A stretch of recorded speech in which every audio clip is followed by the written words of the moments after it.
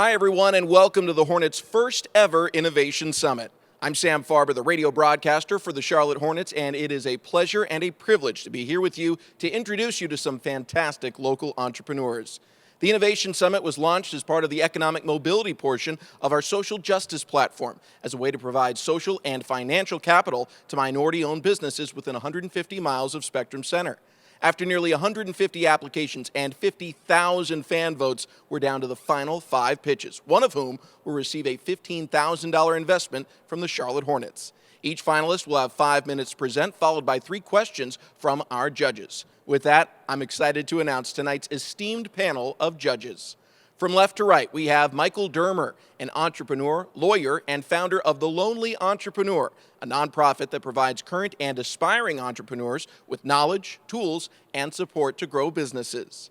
Rick Elias, the co-founder and CEO of Red Ventures, a portfolio of digital companies headquartered right here in Charlotte, and the founder of Road to Hire, a nonprofit that connects young adults to professional development opportunities. James Jordan, Executive Vice President and Chief Operating Officer of Hornets Sports and Entertainment and President of the Charlotte Hornets Foundation. He's also a retired Sergeant Major in the U.S. Army. Grace Nystrom, Senior Vice President and Strategic Marketing Executive from Bank of America, who also served as the Executive Director of Camino Community Center through Bank of America's Executive on Loan program. Dr. Shante Williams, a former experimental therapeutics translational scientist turned investor and intellectual property strategist, who now serves as the CEO of Black Pearl Global Investments, a $25 million venture capital firm. As you're watching along, we invite you to please engage in the chat with each other and some of our finalists who will be dropping in. At this time, I'd like to turn it over to James for a couple of opening remarks on behalf of the Charlotte Hornets. Thanks, Sam. Hey, welcome, everyone. Please feel free to engage and chat all night long. The Charlotte Hornets and the Charlotte Hornets Foundation are really proud to be able to use our platform and our resources in a way that empowers some of our community members. I'm personally really excited to be a part of the judging and can't wait to find out who wins on April 23rd. Let's go. Thank you, James. Before we get started, a reminder that each finalist will have 5 minutes for their presentation, followed by questions from the judges. We'll go in alphabetical order. So our first pitch of the evening is by Alex Bogran, representing Fortica Coffee. Hey, my name is Alex Bogran, and I was diagnosed with osteosarcoma when I was 11 years old.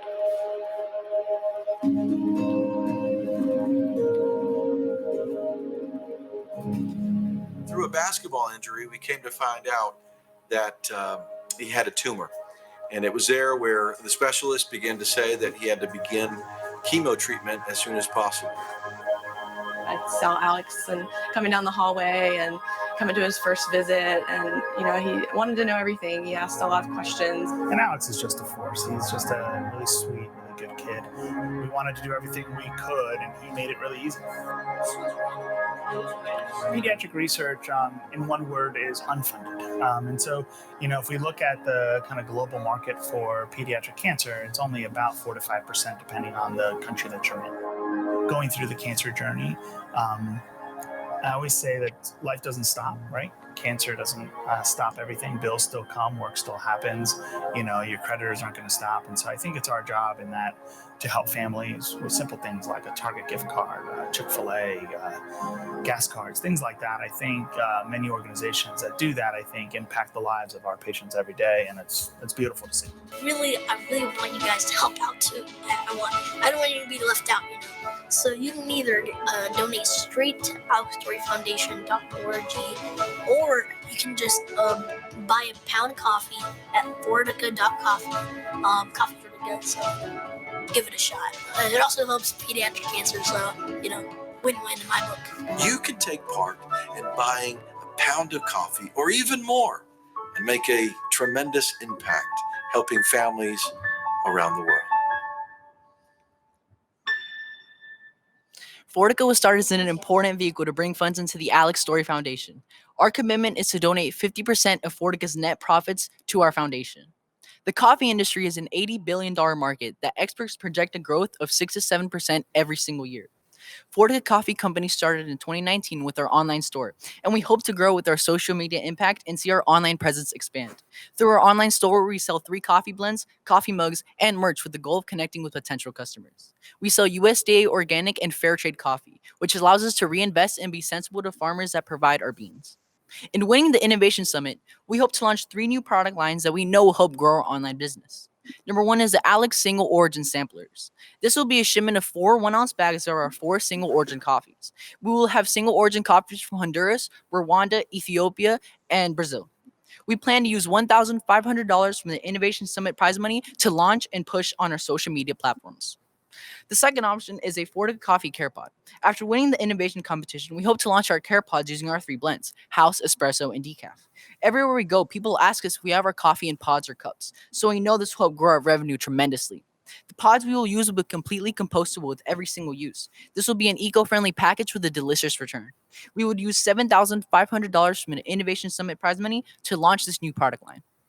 The third thing we want to do is the new Fortica subscription options.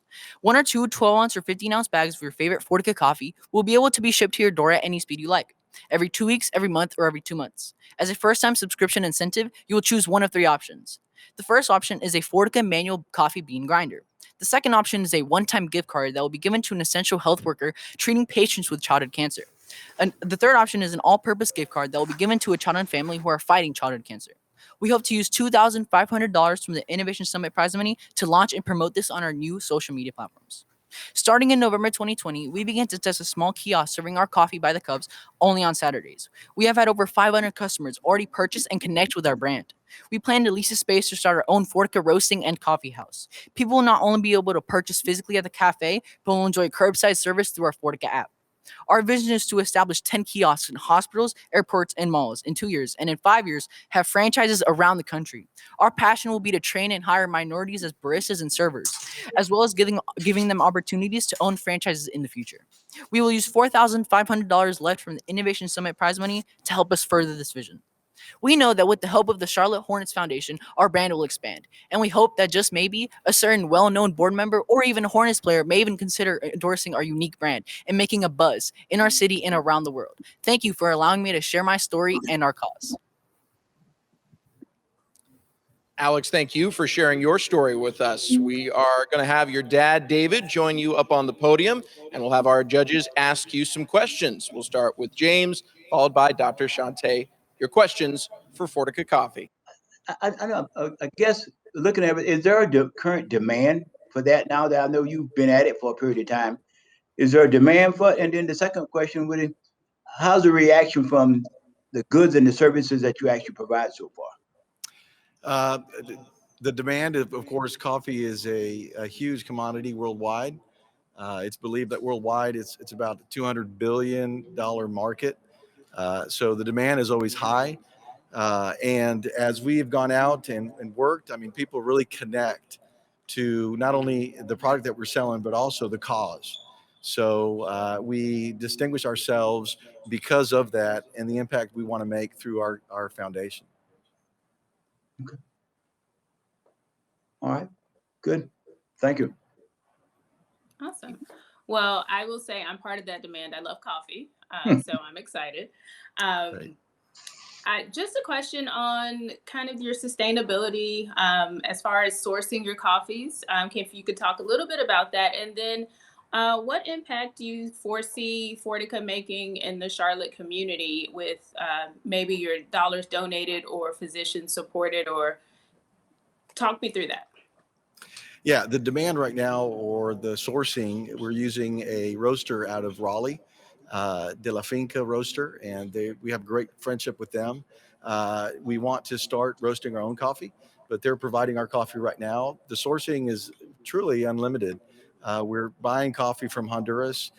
There are about 500 farmers that we can be connected to, and we can sit down and talk to. With our espresso blend, we're actually using coffee from Honduras, but also Brazil. And then, as you heard Alex, with our single origin coffees, we hope to start selling from Rwanda and what's the other country? Brazil. Brazil, and also countries in Africa. So, I mean, sourcing, we've got great opportunities. We desire to buy from different countries. Our goal is to, as we buy from a certain country, immediately make an impact with our foundation. So we want to make contacts with oncology clinics in those countries. We've already done that in Honduras. There's a great need worldwide with oncology clinics and with medication and equipment. So presently we're connected to a clinic in Honduras. That's where Alex was born. We were in Honduras. We lived there for about 14 years.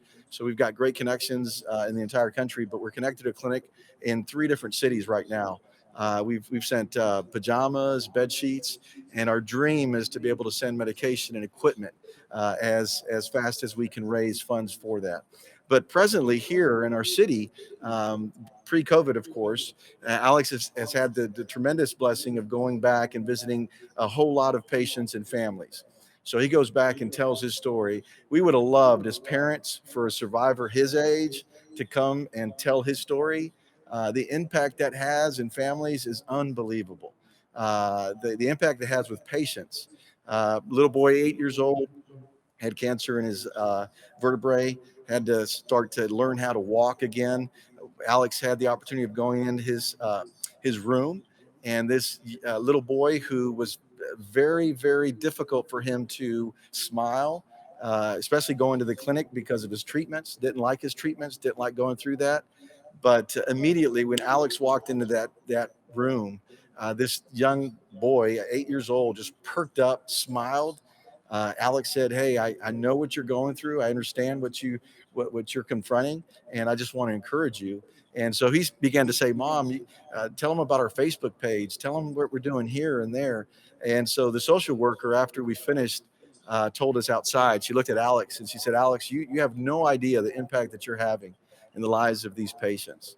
So we're connected to Levine Children's Hospital. That's where Alex got his care. But we're open to helping any clinic or any hospital. We just want to make an impact. At the same time, we want to sell great product with our coffee. So sourcing will not be a problem. That's awesome. Great job, Alex. I know those kids probably definitely appreciated you. So keep doing what you're doing. Awesome. Thank you. Thank you. Before we move to our second pitch, let's take a minute to talk about how we got here in our selection process. From nearly 150 applications, an internal selection committee narrowed the list down to the top 20, which had their video pitches posted on Hornets.com and social media for fan voting. Not only did the top 20 participants receive nearly 50,000 combined votes, but they will all receive Better Money Habits coaching from Bank of America. To share more information on Better Money Habits, we have Andre Taylor from Bank of America. Better Money Habits is a financial education platform that the bank has created to help people, whether business owners or personal, to learn more about budgeting, paying down debt, saving for emergencies, and planning for retirement. It's really giving people the power to learn and take action on their own, in addition to developing resources or utilizing resources to help them take matters into their own hand when it comes to their personal finances. In terms of the flexibility, the ease of use, it's a really straightforward program that anybody can tap into at any stage in your life to really understand basically how you want to improve your overall finances. Again, money management is critical to anything you do, right? So if you can get that basic foundation down, then everything else can tend to work out in your favor. Obviously, it's not only knowing, it's applying what you know and leveraging that to further yourself and your business. No matter where you are in your financial life right now, whether you're in a lot of debt, whether your credit score is in the tank, there's always hope. It's starting from where you are now and looking forward towards the future. And that really starts with a mindset shift. You have to really want to do it. There are resources out there to help you on bettermoneyhabits.com. So if you can adopt the mindset, if you can put your mindset into a framework of, I want to do better, then there are resources and people within our Bank of America volunteer network that are willing to help and assist where we can. But really, again, it's really about the mindset shift. It's really about you thinking about where you want to be and not really focusing about where you are. So I'll leave you with that. And, again, if there's anything you have that you want to know more about, visit our bettermoneyhabits.com website. or you can work with myself or one of the champions to help facilitate a Better Money Habits session. Andre, thank you, and thank you for helping our participants with Better Money Habits coaching from Bank of America. For our next presentation, we have David Hunt, founder of Framewrk. Thank you. So America is home to over 37 million small businesses, and that makes up for collectively about 44% of our gross domestic product. As entrepreneurs, we are literally the heartbeat of economies, not just here in America, but all across the globe. But we're not always supported in the ways that really push our businesses to and help advance us forward. Sure, we could look at articles and videos, but those tend to be too generic. Or we could hire a consultant to ask us the right questions about our business and put plans together for $250 an hour, which is too expensive. So we decided to go on a journey and understand, can we connect with small businesses, the right resources at the right stage for them that they need in a way that doesn't break the bank? And we started by interviewing 150 entrepreneurs and small business owners and asking them questions about their pains, what they were struggling with, and then how they solved those problems. What content did they go to? And then we went and built workshops, tutorials, articles, and videos to compete with that. And so we tested some of our workshops and failed, and tested some of our videos and failed, and kept testing up until the point where we said, we think we've got something here. We started to design a software that could serve as a consultant for small business owners at a fraction of the price. And we bootstrapped up to $180,000 in revenue just by one-on-one consulting engagements with small business owners. And then we released our software as a mobile app to the Apple App Store, which you can download at testframewrk.com. And you can give us feedback because we're always loving and appreciating feedback. And we delivered in a beta product $30,000 in revenue. And so after that, we built up an email list of 20,000 entrepreneurs who signed up and said, hey, when this product comes out, not just the beta, not the MVP, we want it.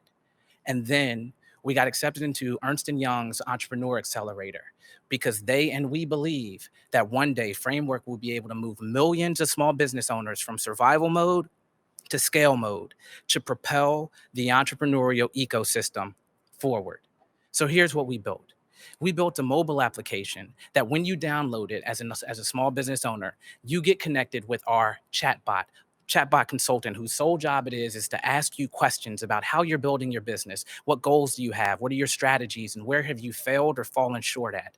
We also equip entrepreneurs and small business owners with the ability to take any of our 9 different diagnostics across 9 functional business areas: operations, finance, marketing, team, competitors, and so forth. And after that diagnostic is taken, our technology scores it on a scale of 1 to 4. And that score creates a small business owner's roadmap, a step-by-step process filled with curated videos, recommendations, and resources on how to grow and propel the business to the next step. Now within our ecosystem, we identified that, look, we already have the entrepreneurs on our system. Why not introduce them to one another so they can start to ask each other questions, share content, so on and so forth to connect. And now we're testing with 1,500 people who are signed up for our platform, but we need the capital. We need the $15,000 so that we can take the feedback from the first group of testing and deploy it in a redeployment and really start turning on our revenue levers to charge $30 per month as a subscription service. But look, I'll put it in you all's hands to figure out what you'd like to learn about next. Maybe it's how our mobile and web app are going to grow in terms of our product roadmap. Or maybe you'd like to talk about how we can grow to serve over 2 million small business owners across the world and truly scale as a company. You might like to talk about our team and how diverse and determined we are as being Black built and founded and veteran built and founded. Or maybe you'd like to talk about how we can grow to be a true Charlotte unicorn, supporting the local ecosystem and become a billion-dollar company that is truly propelling the entrepreneurial ecosystem forward across the globe. Thank you for the time. Really appreciate it. Thank you, David. Let's see what questions Dr. Shante, Rick, and Michael have for you. David, good to see you. Great presentation. I'd love to hear, I think I heard you correctly in saying your prototype generated $30,000 in revenue. Is that correct? That's correct. Great. So as you look to build and scale out, how are you going to leverage those dollars with this $15,000 coupled in? How do you grow revenue quickly to something that's self-sustaining and a business that can grow? Absolutely. So there are two parts, code and content. One is deploying the cash to support our code and constantly deliver an iterative service, right? Because once you produce the software, it's not like it stops there. You have to continue developing. But the second piece is content. So we do have to create additional resources like workshops and things of that nature. But one of the value points we saw in our mastermind groups is that we actually read the conversations that small business owners are having with each other and can then say, look, they're sharing articles about leveraging Facebook to do marketing. We need to seed it with more content around Facebook for marketing. So I think the way we'll deploy this capital, one is the code, but two, listening to those conversations to identify, all right, we need to have more workshops and videos on Facebook for marketing, whatever the conversations organic in our platform are having. Great. And just one other question. How do you break through the crowd of other people offering startups consulting advice, or all of the consultants that are working independently now? How do you break through that noise? Yeah, there's one core thematic piece to our business, and it's the one thing we had to prove that if we didn't prove it, our business will just fall to crap. And the way we differentiate is us asking the questions. We have one thing to prove, and that's we can get small business owners to fall in love with answering questions. And that's how we position our business. Outside of Google and a person going and saying, hey, look, I need investors, when in actuality, you need traction. It's us asking the questions and funneling them through this really immersive experience. So that's the thematic piece. The other piece is just embedded in our platform is an opportunity to invite others. So when small business owners download our application, the second question that we ask in our onboarding is, hey, do you have a business partner or an advisor who could really use the support and build together? And we start to build up this organic network by them inviting others. And that starts to grow the platform, because when we released our first group within that 1,500, we just released it to 50 people. We checked a month into it, and there were 170 people on the platform. And we had no idea how we got there until we saw that people were continuing to invite others into the ecosystem. So that's how we'll grow it as well. Thank you. Absolutely. Thank you. Hey, David, this is Rick Elias. How you doing? Great, man. How are you? Good. I feel like I know you, and I'll tell you why. I get a bunch of mail, and I got this from you about 3 months ago. And that's the crazy. fact is that I did not throw it away for a reason. Well, I appreciate it. I had a sense when I saw the judges yesterday. I said, "Oh, sugar honey, iced tea." I think this might be interesting. No, I first of all, I just love the hustle. At the end of the day, entrepreneurial spirit is about not giving up and continue to pound against the wall. And it's never the first idea; it's the iteration of the idea that I think ultimately is the winning idea. So, I do have a couple questions for you. The first one is, content as a product makes a lot of sense, and I think, but like you said, the small business universe is massive. What is your target segment, target industry, target size, target geography, so that you can get good at something before you try to get good at everything? Yep. So target industry tends to be online businesses who are looking to optimize around marketing. So that's your Shopify entrepreneurs, that's your eBay entrepreneurs. A second layer below that is, we call them 9-to-5ers. So individuals who have full-time jobs, but on the weekends, they're hustling and they're working to build their businesses. A couple of reasons for that. One, because they're logging into our platform like an hour every other weekend. It keeps them on as a subscription service. And two, they have the ability to pay. They have a full-time job and they have the discretionary income to have $30 allocated towards it. But that's around our target market. From a company description wise, I mean, it's anything from selling shirts to widgets to people trying to build their own applications. Yeah, I think it's good that you have a very narrow target market. It's massive. It's not narrow by any stretch, but it's a focus area. And I challenge you to really think about what is the single most important issue you can help them solve. Because if you get that figured out, then everything else will come kind of downhill from there. Okay. You have a sense I'm not being rude. What is? I'm not being rude. I'm taking this out to write that note down. But keep going, please. So I'm curious as to when you think about that single issue, what is it that you're focused on solving for that target market? Yep. Initially, it was just trying to have questions that would open their mind up. But the specific thing is a clear step forward. And I think that sounds a little generic, but people really don't have any idea what to do next, what CRM to integrate, what platforms to look at as marketing. We just try to build a curated roadmap to identify their next step. But and even in my response, I can echo your sentiment, right? Like, what is that clear, distilled point? And I think we still have some testing to do around that. Yeah, great job. Thank you. Congratulations, Michael Dermer from The Lonely Entrepreneur. What you're doing is so needed in the marketplace, and it's great to hear your spirit. I just had one question. Entrepreneurs are, each and every day overwhelmed and, have 100 hours of work and 10 hours of time. Mm-hmm. We understand that you're reaching out and asking questions, right? How is it that you get them to engage when they wake up every day already overwhelmed? Yeah. So time pressure is probably the biggest friction element that we have, right? But again, to codify it, it's two things. Every morning when a person downloads this app, they get a question at 8 a.m. that pops up and says, how are you feeling? And an entrepreneur is able to slide a Likert scale to say, like, from happy to surprised to mad to sad and things of that nature. That immediately pulls them in from an emotional perspective, not a corporate perspective. So we get a pulse check on their emotions, and then we ask them what their top goal is of the day. So automatically you're seeing this accountability that gets pushed through notifications. The second piece is through our questions, we just make it really easy to respond to that. So individuals are able to respond audibly by talking into our platform, which then obviously gets transcribed, or by sending text or notifications. But it feels just like you're talking to a human, some person who's texting you questions about your business. So there's this emotive element towards getting people to fall in love with responding to these questions. And as you know, the responses to those questions are our most important or most significant, like, commodity, if you will. Right, the responses to those. But that's how we're doing it. One, through the check-ins with accountability. Two, through just this empathy-oriented, like, technology. Well, congratulations on your work, and really appreciate the effort. So thank you. Absolutely. Thank you. Thank you all. Nice work.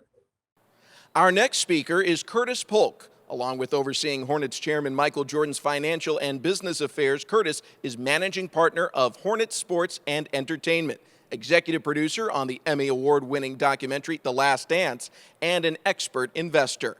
We're excited to have Curtis here today to share a little insight on what he looks for in an investment. There's a number of attributes that we look for when looking to make a investment in a private company.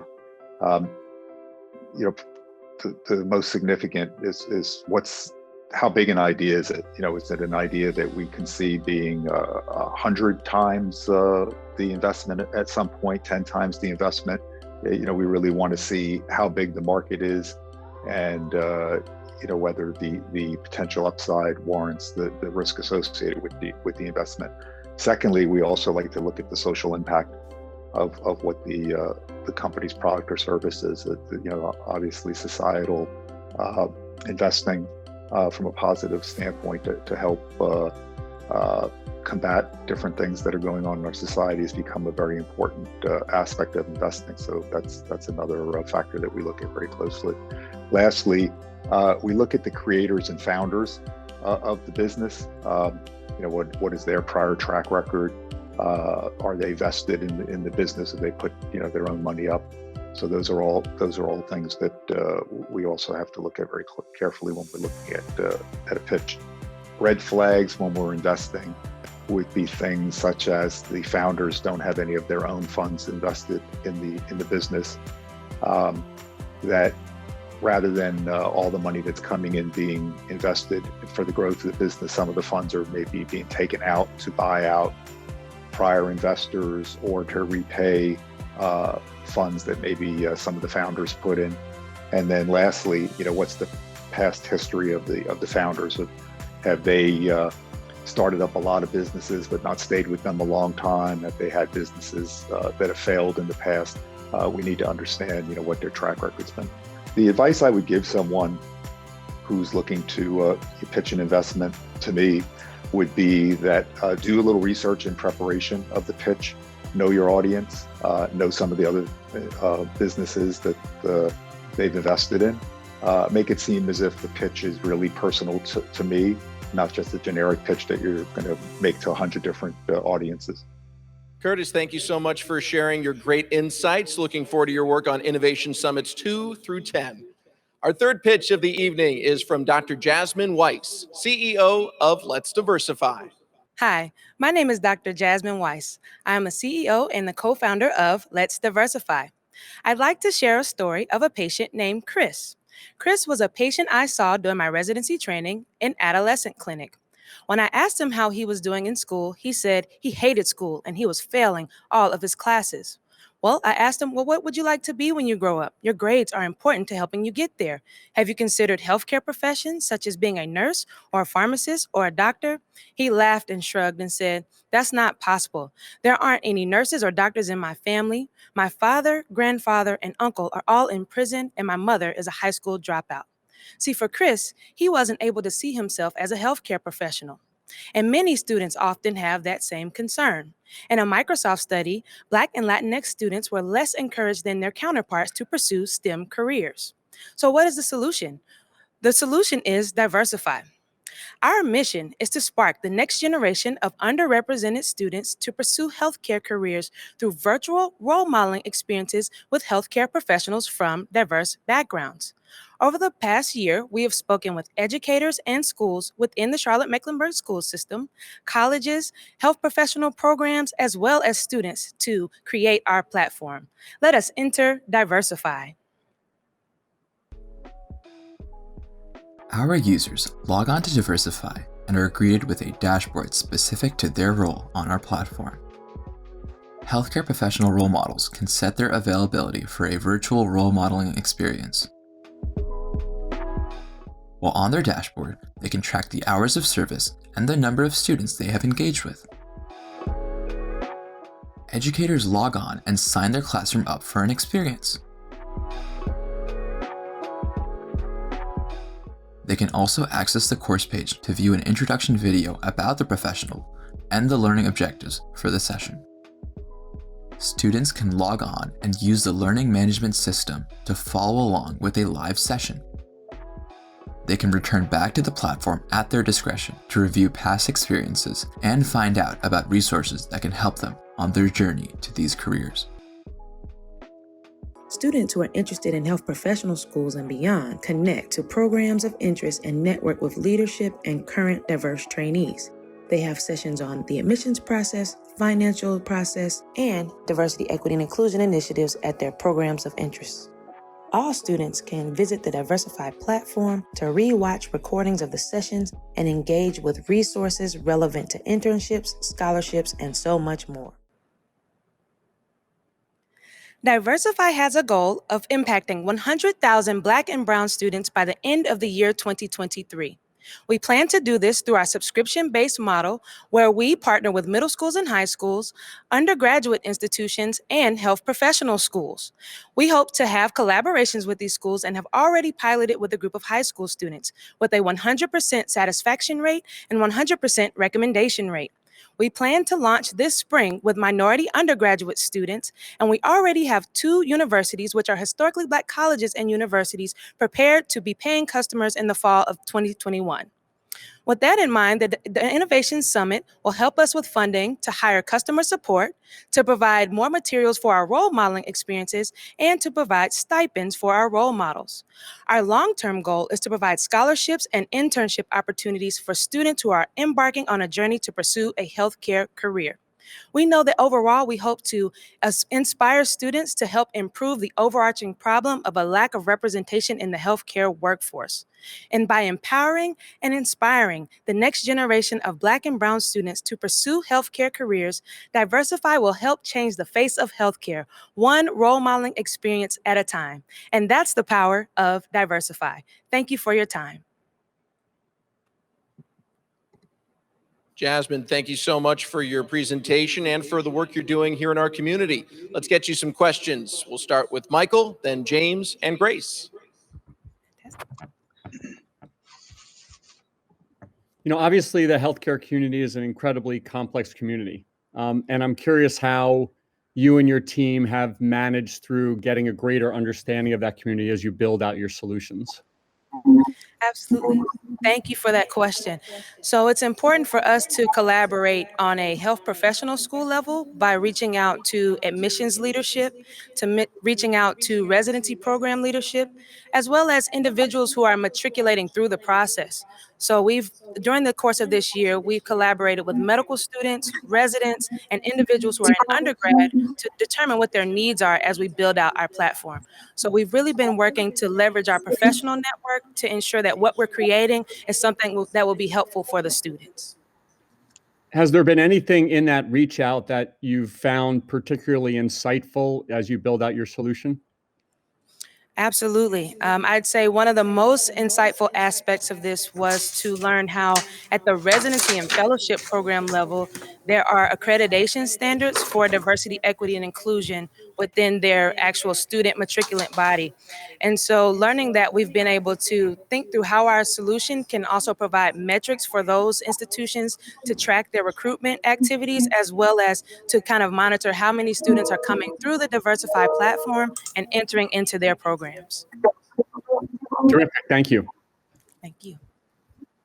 I guess, Jasmine, just a little follow-up. Good presentation. I've either seen Diversify, I've heard Diversify before, but Okay. I think so. My daughter just went through this process a couple of years ago. She went to college, got this great degree, and decided all of a sudden she wanted to be a nurse. But as she was trying to go back and mentor some of her friends about it, are you guys also taking people in her situation that started somewhere else and wanted to get in that field to go and be mentors in that class? And if you have, how has it helped you in the community that we're in right now? Absolutely. So our goal is to really make sure that we're inspiring any student with an interest in healthcare. So we're looking broadly. So nursing schools, dental schools, physician assistant schools, medical schools. We're trying to provide mentorship and role modeling for students who are really undifferentiated and help them to kind of figure out what their trajectory should be through our role modeling experiences and the use of our platform. And I know you say you're just up and running for a period of time. What's the kind of feedback you're getting from the individuals that are sitting in the class, getting instructions from the role models? Are they getting some instructions that will help them decide on what direction they want to be and how they want to commit themselves to the process?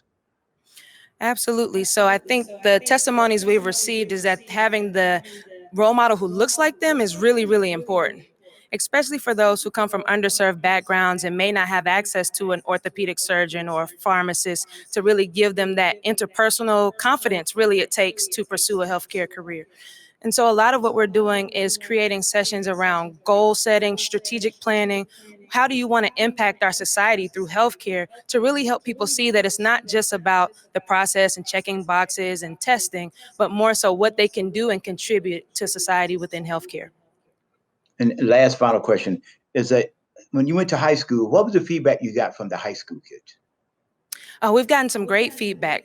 Some schools don't have any access to any biomedical education. So for those institutions, they're really hungry for Diversify. Through our subscription model, we also have a sponsorship model where schools that may not be able to afford the subscription service can still have access to the role models. This really helps hospitals in the community setting to do more community engagement as well, so that individuals can have an opportunity to meet their faculty members, to meet individuals who are really thinking about health literacy and how they can empower their community to take care of their own health and become healthcare professionals as well. Thank you. Appreciate it. Thank you for your time. We've heard from Andre on financial wellness and Curtis's perspective as an investor. So now let's welcome an advisor to some of today's biggest names in sports. We're excited to have Nicole Lynn share her perspective on investing. After serving as a financial analyst on Wall Street, Nicole earned her JD and in 2015 became an NFL agent with Players Rep, now Young Money APAA Sports Agency. She was the first black female agent to represent a first-round NFL draft pick when in 2019 her client, Quinnen Williams, was selected 3rd overall by the New York Jets. So my background as a former financial analyst as well as a practicing attorney, I think really helps me in representing my clients because I'm able to look at different opportunities from a different purview. So, for example, when my clients are interviewing financial advisors, I'm able to help them with coming up with certain questions and knowing what to look for, which maybe a normal agent would not. And as being able to be an attorney and represent clients, I'm able to look at these agreements that they sign and making sure that there's nothing in there that we may regret long term. Some of the advice that I might share when I'm talking to my clients that are interested in investing is to make sure that they do their due diligence. It's really important that they have some type of third party or someone that has an unbiased opinion that's also educated on the topic that can help them provide them insight on this potential deal. A lot of times some of my clients will get family members that approach them, or maybe former teammates with investment ideas, and some of those ideas may be great, but making sure that they have a third party to kind of take out the emotion of making that decision, and someone that can say, let's look at the numbers, let's look at the business plan, and let's just see it on its face and see if it makes sense. If there was one thing I wish I knew years ago, or I would have thought about as it pertains to investing, is that you should not be afraid to invest. As long as you've done your due diligence, as long as you have people on your team that are vetting these opportunities, investing can be very beneficial to your portfolio and really preparing you for retirement. Some of the most wealthy people in the world, they typically don't just work 9 to 5. They typically have their money working for them. And so I wish years ago I knew you shouldn't be afraid to invest as long as you've got your ducks in a row. Nicole, thank you so much for sharing with us and with our entrepreneurs. Let's hear from another one of our finalists, EMichele Paul. She is a retired Marine and the owner of Melanin Enterprise. In 2017, I started to research Black-owned businesses around the country because I wanted to give my sons a list of businesses that they could intentionally support and feel comfortable in. My search seemed to result in every sort of business except Black-owned. It almost felt like we didn't exist, and this broke my heart. About a year later, I started to see Black people being targeted and harassed on television and for doing everyday things, and it made me afraid because I was about to send my sons out into this world. So I created the Melanin Enterprise mobile app to provide peace of mind for families that shared my fears and to create a space where conscious consumers would be able to find, share, and support local Black-owned businesses. My name is EMichele Paul, and I'm the owner of Melanin Enterprise. Melanin Enterprise is a Black professional social network that provides targeted advertising for over 3,200 Black-owned businesses worldwide. Over 900 of them are right here in Charlotte. Thanks to our support of 40,000 supporters, we've been able to help recycle over $100,000 back into Black-owned businesses, created over 11,000 customers, and even 3 contract gigs within me. This is important because 58% of every dollar invested into small Black-owned businesses goes back into that community to improve things like emergency response services, the public transportation systems, schools, and it creates jobs. But Melanin Enterprise is not a directory. We're a social network, home to the only Buy Black city guide in the country and Sip and Play, our monthly game night that we host at Black-owned businesses to be able to bring them in revenue on their slowest night. Here's a demonstration of some of our 21st century app features, as well as one of our valued business partners talking about Melanin Enterprise.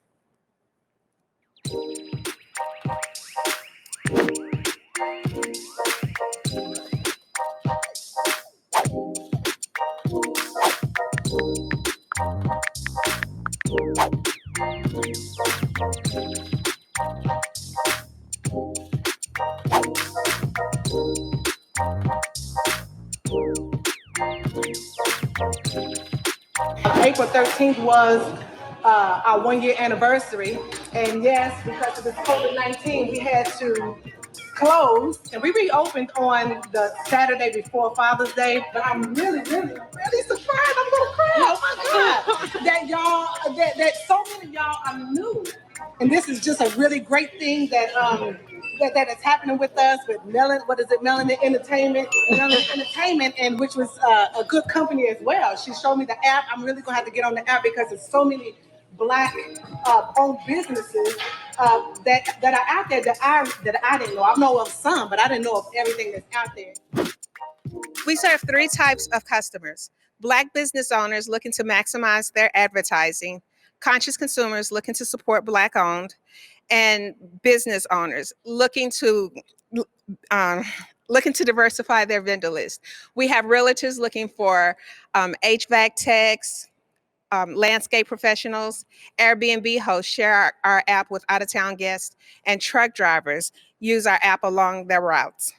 Today, you can search Black owned on major search engines, and your results will be better than they were 3 years ago, but not nearly as result-oriented as it is on Melanin Enterprise. We have the potential to gross over $1 million annually through our various advertising packages, event and vendor opportunities, and staffing solutions. Melanin Enterprise is a Black woman, veteran-owned sole proprietorship, and Insminger Media is our company's official videographer.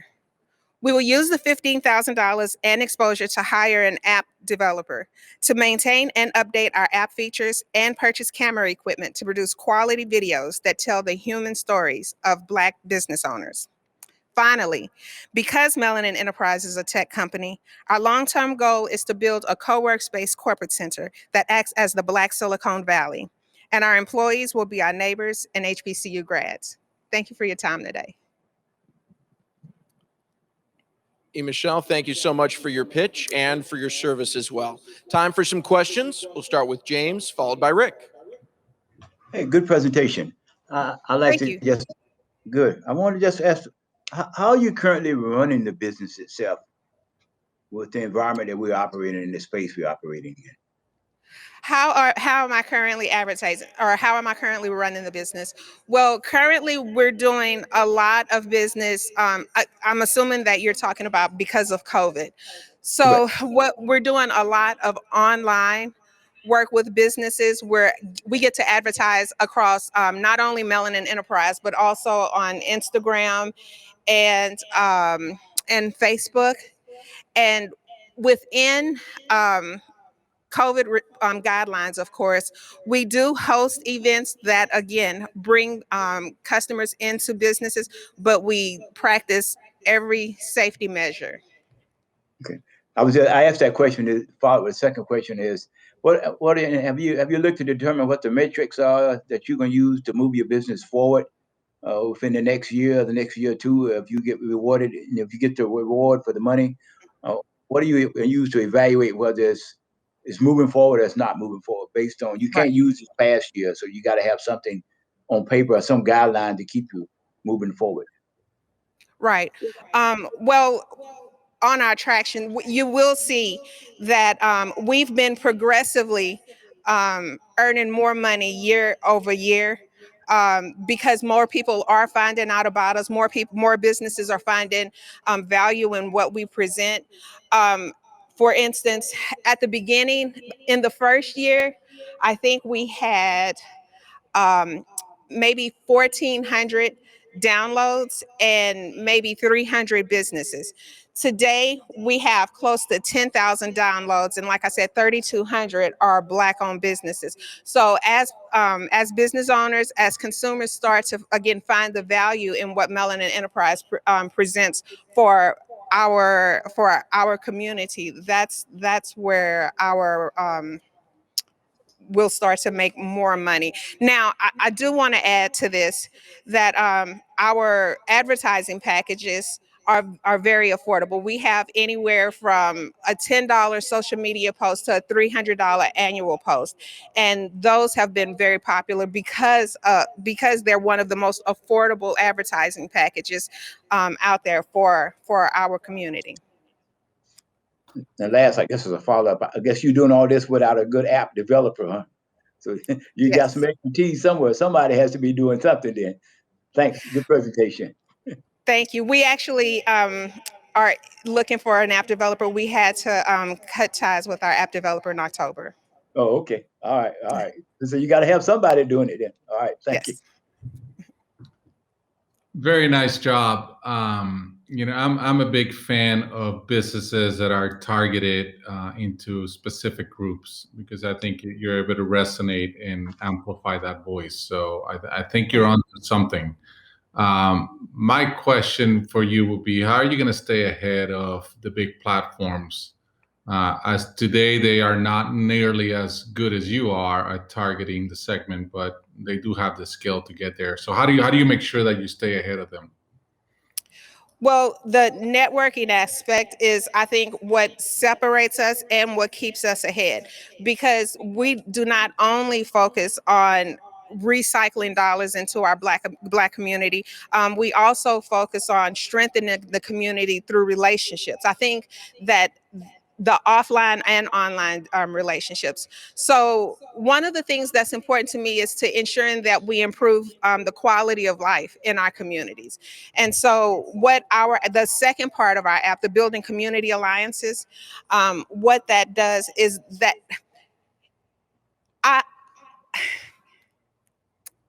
so I've lived all over the country. Yeah. And no matter where I've lived, whether it was in San Diego or in Charlotte, the one thing that I hear people say is, what part of the city are you from? So and the Building Community Alliances is what I think separates us from the big social media platforms, because we focus on community. We ensure that we're bringing together newcomers to the city, and people that have lived here their whole life to get to know one another and look at our similarities. I think that's a very important opportunity for you. I think your ability to be local and to be, very personal is the key to this. So to the extent that you can build this, kind of market at a time, it would allow you to build the two sides of the marketplace that will make you have something distinct and unique long term. So good work. Congrats. Thank you. Thank you. Our last speaker of the evening is Harrison Williams. Harrison is Chief Operating Officer and Entrepreneur in Residence at the Boost Pad, a local nonprofit which provides resources to underrepresented entrepreneurs to create solutions, build impactful businesses, and increase Charlotte's economic mobility. The Boost Pad focuses on underrepresented and underinvested entrepreneurs within the Charlotte-Mecklenburg community who want to take their idea to a minimal viable product to sell into the marketplace. So we talk about diversity and inclusion so much now in all facets of life and economy, and especially within corporations, that it feels like you're checking the box. But the beauty of diversity is that there's a diversity of thought at the table, at any table. And when you think about entrepreneurship, what better place is it more important that you have diverse leaders and diverse minds and diverse ideas? You and I have different backgrounds, different experiences, which means that we're gonna have different pain points and friction around the products and services that we use. So who better to solve a problem than someone that's a member of the community that's gonna use it? When I looked at our community, and like many others, when we saw the Chetty report, it ranked Charlotte 50th out of 50 for the least economically mobile community in the country. It also said that we were the third most economically segregated. And those things stuck in my craw. It just drove me to say there's something that needs to be done. We really need to do a better job of loving our neighbors ourselves. And that's at the heart what the Boost Pad is designed to do. Before we move on to our final pitch, I'm excited to share that while only one winner will receive the $15,000 investment, the 4 runners-up will be receiving complimentary access to those resources from the Boost Pad for a full year. Let's hear our final pitch of the evening. It's from Brandy Long, founder of the Jurse. Hi, my name is Brandy Long, or the Chemist Gone Fashion. And in today's experiment, the problem is that there is nowhere to house your fashionable jacket during the times that you don't need it. So remember these key variables: fashion and convenience. Right now, there's transitional jackets like ponchos, but they don't offer any type of fashion. And then there's traditional jackets, but they don't offer any type of convenience. How many of you can relate to this? You get dressed for a great day, and then when you don't need your jacket, you either have to tie it, hold it, or just leave it because you don't want to deal with the hassle. I know I have. So that's why I have the solution, the Jurse. It's a patented 2-in-1 jacket and purse that transitions in less than 30 seconds. Fashion just met convenience. So let me show you how it works.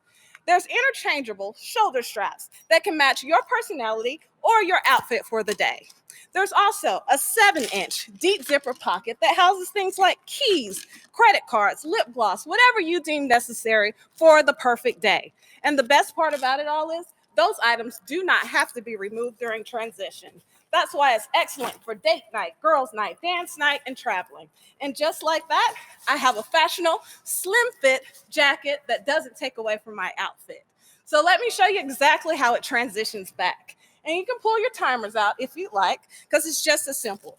I mean, we literally have enough to carry in our life, so we shouldn't have to carry our jackets too. The other great benefit about the Jurse is that it's still small enough to fit down into your larger bags on those days that you just really want to carry a larger bag. So hot to cold, cold to hot, you never have to go a single day without your jacket. A little bit about the Belong collection. For every 15 sold, 1 is gifted, not to any specific organization or cause, because I feel that regardless of circumstance, regardless of how strong you are, and regardless of your income level, everybody has down days sometimes. And just to put a random smile on people's face is absolutely priceless. And that's exactly what I want the Belong collection to be known for, to literally make people feel like they belong and that someone wants to ease their everyday use with fashion and convenience. Since it launched back in mid-October of 2020, the current revenue is $7,485, and that's via organic reach on social media, as well as a few paid ads. Next, the final report and why you should invest in the Jurse. A few of the goals. Upcoming is a denim version that needs to be launched. Also, a men's version, the Merce, a kid's version, the Jack Pack, as well as many other fashionable items that will meet convenience. And last but not least, and why I need your help the most, is because I'm literally my own competition. There's no one else out there doing the very same thing. And this is exactly why I need your help launching and producing this product that launched back in October of 2020. Brandy, great job. You beat the 24-second shot clock by a mile with that demonstration. Let's get you some judges' questions. We'll go to Rick, then Michael, and Dr. Shantae. Well done. I looked at when I looked at the presentation before today, I was taken back. I was like, wow, that really works. And I'm glad you did the demo because I saw it live. So I love the creativity. I love, kind of the ingenuity. Help me understand the unit economics. What does it cost you to, at least the one that you just showed us, and what are you selling those for? So currently I'm ordering them in small bulk. So it's actually costing me about $60 per unit to make currently.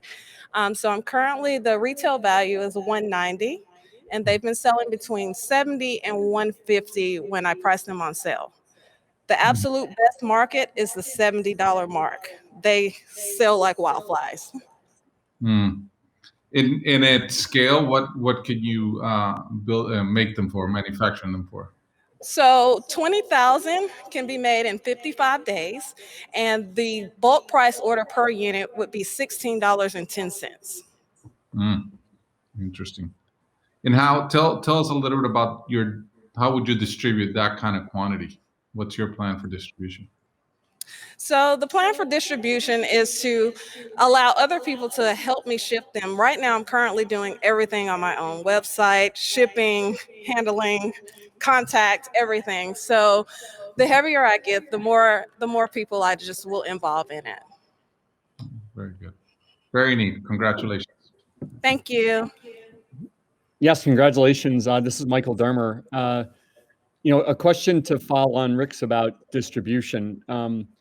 When you think about putting it out into the marketplace, where you expect to get demand from, there's obviously lots of coats, not like this one, of course.